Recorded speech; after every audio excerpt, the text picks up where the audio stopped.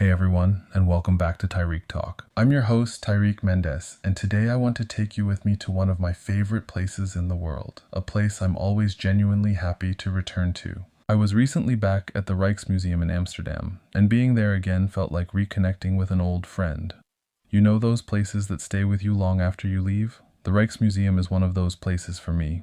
Every visit feels familiar, but never the same. Amsterdam itself already puts you in a certain headspace. The pace of the city, the canals, the bikes moving quietly past you, it naturally slows you down. And the Rijksmuseum sits right in the middle of that rhythm. You don't just visit it, you arrive there. It feels intentional. Even before stepping inside, the building makes an impression. The scale, the architecture, the symmetry, it's grand but not intimidating. Once you walk through the entrance, there's this immediate shift. The outside world fades away, and suddenly you're in a space built for looking closely, for reflecting, for paying attention. One of the things I love most about the Rijksmuseum is how it holds history without feeling frozen. It's deeply rooted in Dutch history, but it doesn't feel distant or untouchable. The galleries are open, the lighting is calm, and the way the works are presented encourages you to slow down instead of rushing from room to room. Of course, there's that moment when you enter the Gallery of Honor. That long hallway pulls you forward, almost guiding you toward one of the most iconic paintings in history, Rembrandt's The Night Watch.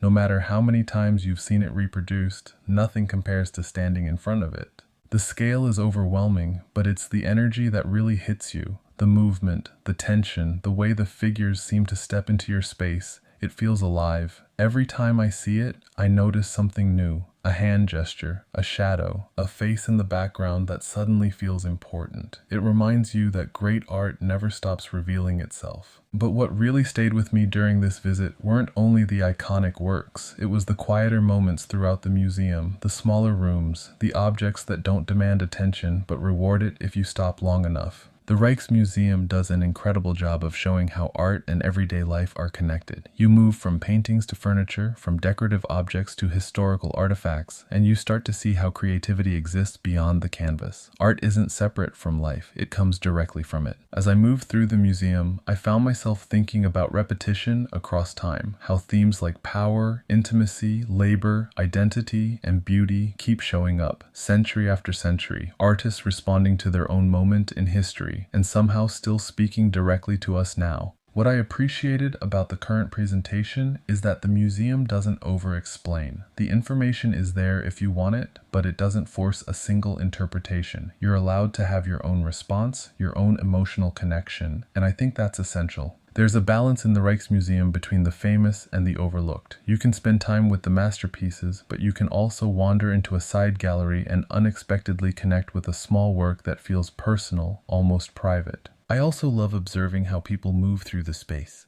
Some visitors are quiet and reflective, others are excited, pointing things out to each other, and somehow it all works. The museum feels alive, shared, human.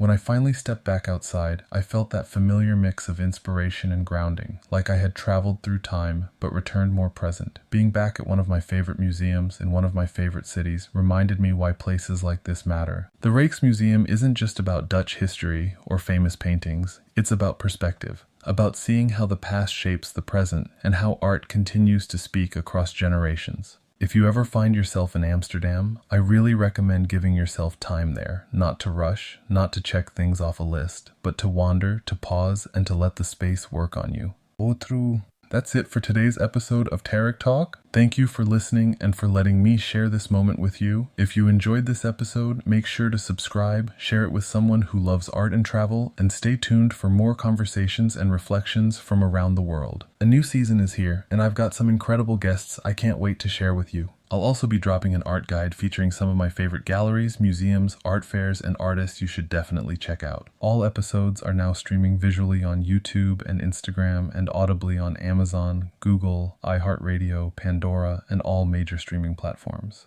If you haven't already, make sure to follow and subscribe for more art adventures. Thank you to everyone who supported the podcast and to everyone listening in over 160 countries worldwide. To my new listeners and my day ones, I love you. Thank you for being part of this journey through art. Have a guest you think I should interview next? Drop their name in the comments. With hundreds of episodes recorded live in over 10 countries, catch up on previous guests while you wait for the new season to drop. Stay tuned. Ciao!